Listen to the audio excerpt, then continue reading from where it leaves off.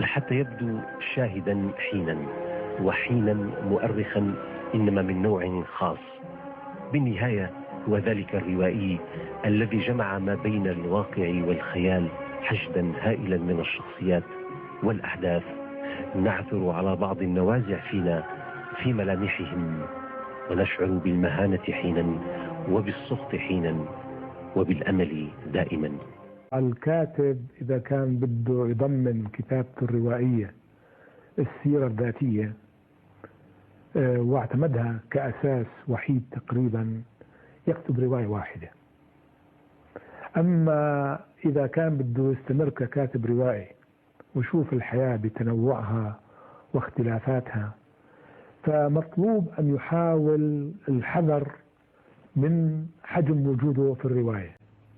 هو ما في شك على أساس أن الروائي موجود في كل نص كتبه، لكن موجود مبعثر في هذه الشخصية بالضبط. أيوة، وأيضا متخفي إذا صح التعبير، يعني من مجموع الصفات، من مجموع المواقف اللي ممكن تتسم بها هالشخصية هذه أو تلك في هذا المكان أو ذاك، يستطيع الواحد أن يستخرج بعض المفردات اللي لها علاقة بصاحب العلاقة.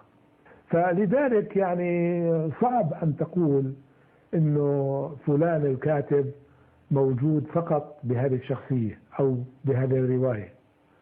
يعني ما في شك على أنه قصة حب مجوسية أو مدن الملح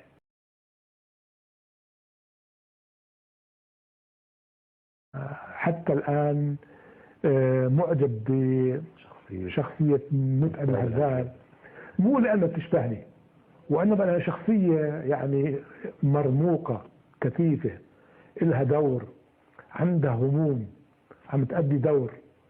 حضورها كثيف بالكامل، حضورها كثيف، وبالتالي هي جماع شخصيات متعددة. وحتى شخصية صبحي المحملجي في مدن الملح، يعني من الخطأ الكبير. هو لبناني الأصل هذا صبحي، يعني ربما يعني هو مجموع شخصيات، وممكن قد تستغرب إذا قلت لك على أنه نقلت يعني ملامح وتصرفات شخصيات عديدة من أماكن عديدة، وحاولت أصبها في شخصية واحدة، في هذه الشخصية حتى تعكس يعني مقدار أكبر من طبيعة الحياة الموجودة في أماكن معينة في فترة معينة. عفوا، مرتاح بالقعدة؟ ماشي الحال. لا، إذا أخذ قعد بالشكل اللي برايح كثير. أنا ماشي حاليا، ما عندي مشكلة. لا